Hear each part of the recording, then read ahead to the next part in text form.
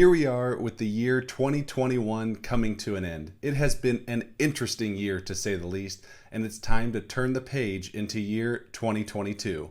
In today's video, I will be discussing 10 of my top dividend stocks to buy for the year 2022 and beyond. Now I own most of these stocks, but the ones I do not, I have them high on my watch list. Now we have a ton to unpack in this video today, so without further ado, let's get started.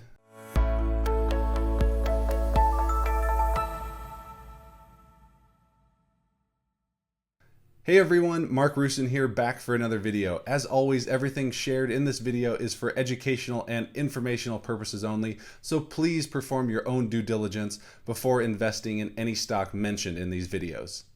And before we start, if you're looking to open a new brokerage or even a retirement account, head over to the link down below and check out M1 Finance. Right now they're running a special promotion where if you open a new account and invest $100, just fund the account with $100, they will give you free $50. That is a 50% return on your investment. This promotion is for a limited time only, so do hurry and click that link down below. Also, if you are interested in cryptocurrencies, I'll also drop my BlockFi link below, as they will give you free Bitcoin for opening a new account with them. I store a lot of my Bitcoin and Ethereum there where I earn interest each and every month. All right, now if you are ready to hear my top 10 dividend stocks for 2022 and beyond, do me a huge favor and hit that like button down below, as that will do wonders for this channel moving forward. And also consider subscribing if you are interested in always hearing about financial content and especially dividend stocks. All right, let's jump in and see 10 of my top dividend stocks for the year 2022 and beyond. Dividend stock number 1 is none other than Johnson & Johnson, stock ticker JNJ. What better way to start off this list than with a dividend king? If you are unfamiliar with the term dividend king, this is for stocks or companies that have increased their dividend for 50 consecutive years. 50, that is older than me. This is a company that I love, partly because they have a huge portfolio of products that are always in demand. If you look around your household right now, I guarantee you will probably find at least 5, if not 10 or more Johnson & Johnson products in either your bathroom or just somewhere in your house. Think of things like Listerine, Tylenol, or Band-Aid, just to name a few. The company is expected to bring in close to $95 billion in sales in the current year and inching even closer to $100 billion in the year 2022. The company has had a less than stellar past few months, but as we have seen the market overall get a lot more shaky, many investors have clamored towards value stocks, something like a Johnson & Johnson, which has ticked up in the past few weeks. The company has dealt with its fair share of lawsuits in the year 2021. You can think of their talc powder issues that they had over the course of the year, which has really put a dent in their reputation that they are looking to gain back the trust of both customers and shareholders moving forward. Another announcement that was made recently was that the company would be splitting into 2 separate companies. Right now, the company operates in 3 different segments. You have the consumer products segment, you have the pharmaceutical segment, and you also have the medical device segment. The consumer products segment will be breaking off or branching off into its own separate company. Meanwhile, the pharmaceutical and medical device company will be sticking together as the second separate company. This will allow, on a standalone basis, both companies to focus more on different growth opportunities that will return more shareholder value in the years to come. As the stock trades right now, the company has a dividend yield of 2.5% on a payout ratio of 43%, suggesting plenty of room for growth in that dividend moving forward. Looking at the analyst average price target, analysts are expecting shares of Johnson & Johnson to reach $190 over the next 12 months, implying growth of roughly 13% from current levels. Dividend stock number 2 is none other than Apple, stock ticker AAPL. Now I understand you may not be as familiar with this company, and Apple is I know, I'm just kidding. You probably are wearing an Apple Watch and maybe even watching this on an Apple iPhone right now, as Apple is the world's largest and most valuable company. You may be asking yourself right now, okay, Mark, But how does the most valuable company and the largest company right now, how does it still offer that much growth? Well, I'm so glad you asked, because I think Apple is still in a huge growth mode right now. They just refreshed their iPhones recently, which has seen decent demand, but the thing I'm focused on more has been their software revenues, which continue to rise at a strong growth rate, and they also just did a huge refresh to the MacBook Pro, one of which I was able to grab myself early in the process and love the product. The company is primed to become the first $3 trillion company here in the weeks ahead. Year to date, the stock has returned nearly 30%. Many analysts are expecting the year 2022 to be a difficult one for tech stocks or high growth stocks, but Apple isn't like your regular tech stock or regular stock at all. They are still in a huge growth mode, and they have the balance sheet to be able to do really what they want moving forward. They have a resilient business with great products that are always in demand, that generate massive cash flows. 93 billion to be exact in terms of the cash flow. Think about this. In a year when supply chains were choked, Apple still managed to grow revenues 33%. And this is without the MacBook Pro refresh that I just alluded to. We will see an update on that in the coming weeks when Apple releases their next quarterly earnings. You have heard the term cash is king. In the company's latest earnings report, they reported a net cash position of $66 billion. Just think about that, $66 billion. Let's take a look at what $66 billion could buy you right now. You could buy Roku, the entire company. You could buy The Trade Desk, the entire company. You could also buy the likes of, say, CrowdStrike, or even something like Teladoc. This company has a massive amount of cash on hand to utilize to either return it to shareholders, either via buybacks, dividend increases, or looking for ways to do mergers and acquisitions moving forward. Speaking of dividends, Apple pays a dividend yield of 0.5% with a low payout ratio of 15%. The company is not known entirely for their dividend. They are a growth company first and foremost, but they have continued to add to this dividend each and every year. In fact, the company has increased the dividend for 9 straight years now, and I believe that one day this company will be a dividend king. Dividend stock number 3, Bank of America, stock ticker BAC. Now we will move on to the financial sector, which is a sector I believe will have an awesome 2022. The Federal Reserve announced that they would be reversing course on the actions they had made during the onslaught of the pandemic. But with inflation numbers soaring, they have been forced to bring an end to their bond buying program and then begin to once again raise interest rates. According to economists and the Fed themselves, we are expecting 3 rate hikes in the year 2022. And with higher rates comes higher debt prices. And when I think of higher debt and a lot of variable loans that are out there, a lot fixed but a lot variable, the company with the largest exposure to mortgages is Bank of America. Bank of America has a massive mortgage portfolio, and with rising rates, this allows Bank of America to earn more what's called net interest margin on the money that they lend out, which means higher profits. This is what banks do. They take your money, as you keep money in your savings account, they return 0.025%, something to that order. They turn around and lend your money out to someone in terms of a loan, and they collect 3, 4, 5, 6, 7, whatever the percentage is, a much higher percentage than what they are giving out to you. And this is the operating business model of a bank.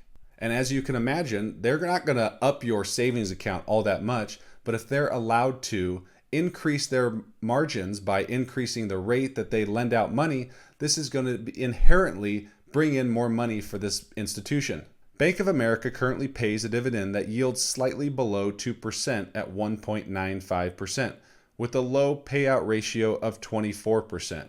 But something that's really promising here is the 5-year growth rate that you look at with Bank of America.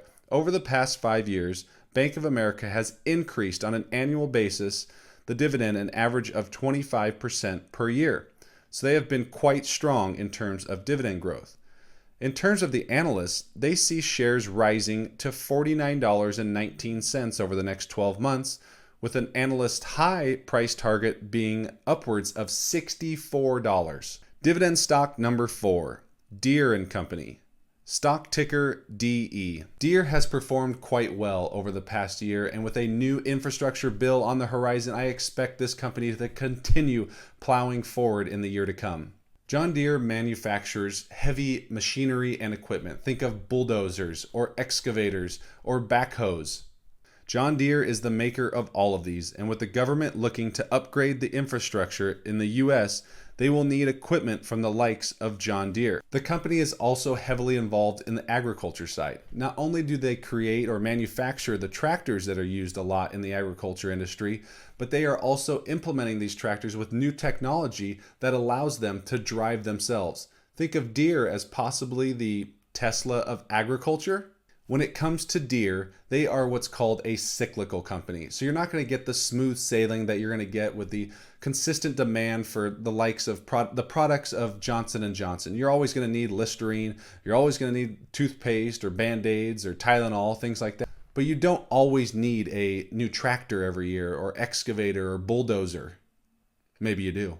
But the demand of this equipment, this type of equipment and machinery, ebbs and flows. So that's exactly what a cyclical company is. So do know that before investing in a company like Deere. Dividend stock number 5, VICI Properties. Stock ticker VICI.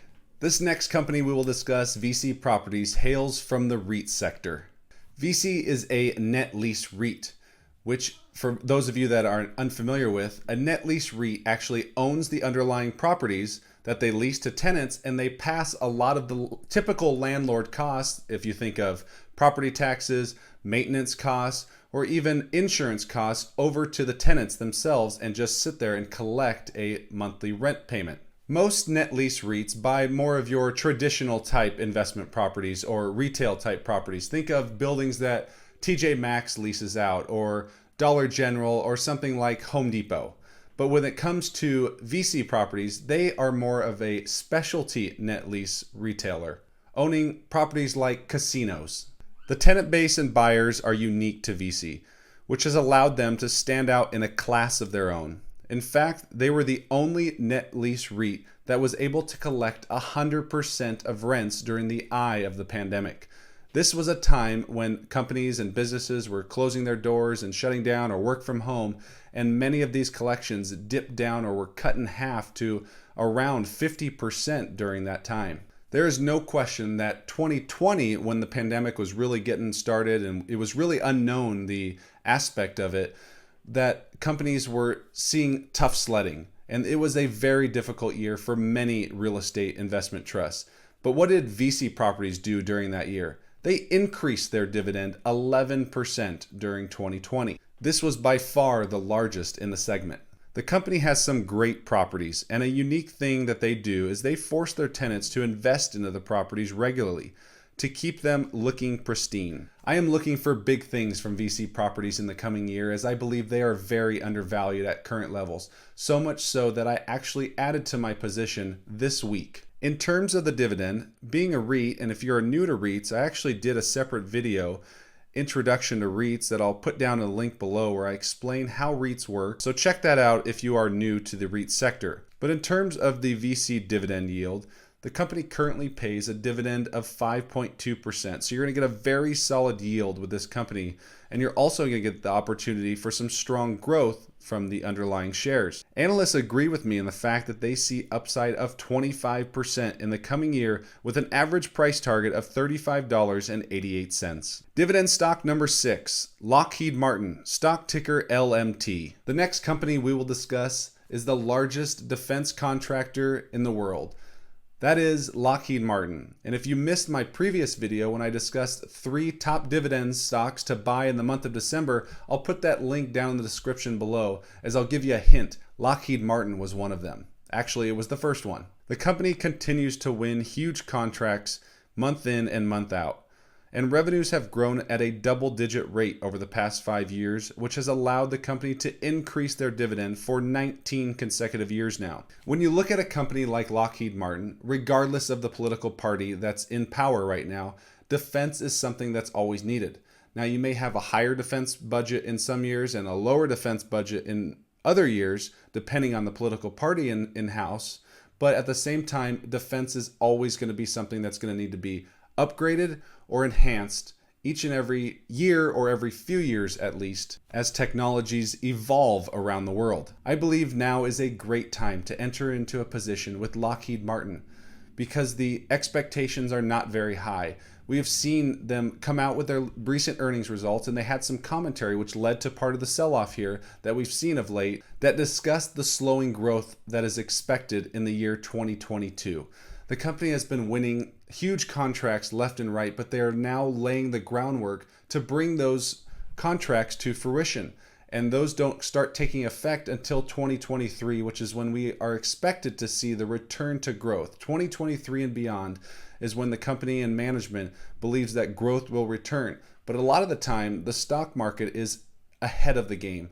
So why not get in now instead of getting closer to 2023 when a lot of this is going to be priced into the stock already? Right now, shares of Lockheed Martin pay a dividend yield of 3.3% on a payout ratio of 42%. And as I mentioned earlier, the company has increased their dividend for 19 consecutive years now. And over the past 5 years, we have seen the company boost the dividend an average of 10% per year. In terms of analyst expectations, they expect shares of Lockheed Martin to trade near $383 over the next 12 months, implying upside of roughly 12%. Dividend stock number 7, ABBV, stock ticker ABBV. For those of you that have followed me for a while now, either on social media or here on YouTube, you know that one of my favorite dividend stocks is ABBV. ABBV is what I like to consider an investor's trifecta. They offer the potential for share price appreciation or growth. They also give you high yield, and they also give you high dividend growth. It has taken a while, but shares of ABBV are now yet again trading at an all-time high, which was last seen in the year 2018. The stock is up over 10% over the past month, and much of this has to do with the same stuff we talked about when it comes to Johnson & Johnson. With the higher interest rates that are coming, many growth stocks have sold off, and many investors have been looking or running to value stocks, something like a Johnson & Johnson or ABBV. ABBV has owned the #1 selling drug in the world for a number of years now in Humira, but they lost patent protection, or it expired overseas over the past few years, and in 2023, the company will lose its US patent for Humira here in the United States. For a number of years now, ABBV has been a one-trick pony, where Humira sales have accounted for over 60% dating back a few years ago. But over the years, the company has evolved more and more with a stronger portfolio of products that are coming online, and they've also done this through acquisitions. The latest acquisition being that of Allergan, in which they spent $63 billion, something that analysts were not too hot on at the time. But the acquisition has actually been pretty successful, proving analysts wrong, and it has also helped the company diversify their products and further strengthen an already very strong pipeline. The company is what is known as a cash flow king. We saw it with Apple, and the same thing goes, albeit on a much smaller basis, or scale I should say, but ABBV does a great job with cash flows, and this leads to the higher dividends that we see year in and year out. As it currently trades, shares of ABBV currently sport a dividend yield of 4.35% on a payout ratio of 44.5%.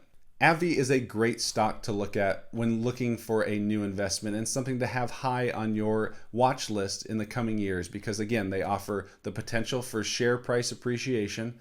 You're going to get a very high yield with the 4+% dividend yield, and they actually increase that dividend each and every year at a strong clip. Dividend stock number 8, VICI, stock ticker V.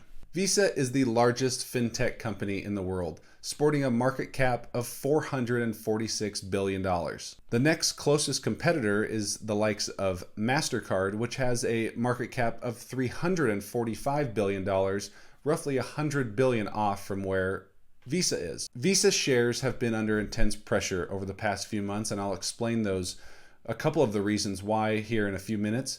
But they also have the likes of MasterCard and American Express, which have been competitors for years now, always looking to take market share. But you also have these up-and-coming companies, think of something like Square or PayPal, that are also looking to garner market share in the fintech space. Some of the pressure of late has revolved around earnings, but also news that Amazon would stop accepting Visa credit cards in the UK. Visa had hiked their interchange fees earlier in the year for digital transactions between the UK and the EU. Visa said it still expects to resolve the issue with Amazon, so we'll have to take a wait and see approach with that. The funny thing is that if you want to apply for an Amazon Prime credit card, do you know what type of credit card you're going to get? Yeah, you're going to get a Visa credit card.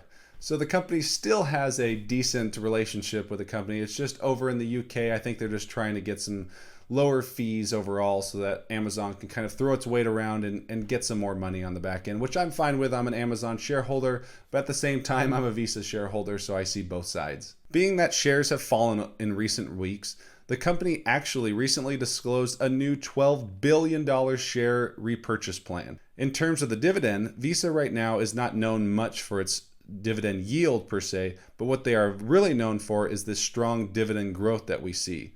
Right now, the yield is only 0.7%, and they also have a low payout ratio of only 21%, which could show you that more dividend growth is in store in the coming years. The dividend growth is actually nearing 20% with a past 5-year average of 18% per year. Looking at analyst expectations, they are looking for shares of Visa to be at $274 over the next 12 months, implying 27% upside from here. Dividend stock number 9. Bristol Myers Squibb, stock ticker BMY. Bristol Myers Squibb is another large biotech company similar to the likes of ABBV with a market cap of $136.6 billion. The company has made some massive acquisitions in recent years in which they acquired Celgene for almost $75 billion in 2019. They also acquired Myocardia for $13 billion as well. They are now one of the most recognized brands in cardiovascular, immunology, and oncology, among other areas. The company has a strong portfolio of products with over 8 products having sales north of $1 billion. Revenues continue to climb and the acquisitions boosted those numbers even further, but profits were also impacted, rightfully so due to the cost associated with those acquisitions. The stock has been hit hard since mid-August, but in my opinion, the selling was overblown and we have seen a reversal of late in shares. Again, this could be related to the sell-off in a lot of tech stocks looking for more value-oriented plays like BMY. Some of the concerns early on have been around expiring patents, which we saw with AbbVie, but they've turned it around with a strong portfolio of products. The story is very similar here with BMY as well. They have a very strong portfolio of products, especially with the acquisition of Celgene only enhancing that further. But with acquisitions usually comes added debt, and this was another big concern for investors during those sell-off times and since the acquisition of Celgene. At today's prices, the stock gives you a dividend yield of 3.5% on a payout ratio of only 28.8%. In terms of price targets, analysts currently have an average price target of $67.63. Dividend stock number 10, Realty Income. Stock ticker O. Realty Income is known as the monthly dividend company, going so far as to patent the name and the slogan based on the monthly dividend that Realty Income pays. With most companies, you get a quarterly dividend. In fact, all of the other 9 companies that we discussed today all pay a quarterly dividend. But when it comes to Realty Income, they pay a monthly dividend. Each and every month, you're going to see a dividend hit your account. Realty Income is a net lease REIT, and earlier on we discussed VICI properties, which is more of a specialty net lease REIT. Realty Income is going to be more of your traditional net lease REIT. And if you take a look here, here's their top 20 tenants for Realty Income. You'll see names that you're probably really familiar with, the likes of 7-Eleven, Walgreens, Dollar General, FedEx, Home Depot, and so on. The current portfolio has thousands of properties, and the portfolio occupancy rate is at 98.8%, which is pretty incredible. In fact, the company has never dipped below an occupancy rate of 96%. One of the things that Realty Income is known for is their fortress balance sheet. The company has a strong credit rating, which has allowed them to have a low cost of capital, which is huge in the net lease REIT sector, or the REIT sector in general. We've already mentioned that Realty Income pays a monthly dividend, but in terms of the yield, the company currently sports a dividend yield of 4.36%, and they have increased that dividend for 24 consecutive years, amounting to 112 dividend increases in that time span. Analysts have an average price target of $77.50 for O, which implies nearly 13% upside from the stock price as it sits right now. So there you have it, folks. 10 of my top dividend stocks for 2022 and beyond. In the comments section down below, let me know some of your favorite dividend stocks, as I could potentially do a future video on some of those. And with that, I hope you enjoyed the video, and if you haven't done so yet, please hit that like button down below, as that helps us out tremendously with the growth of this channel moving forward. With that being said, I hope you all have a happy holiday season, and we will see you in the next video. Take care.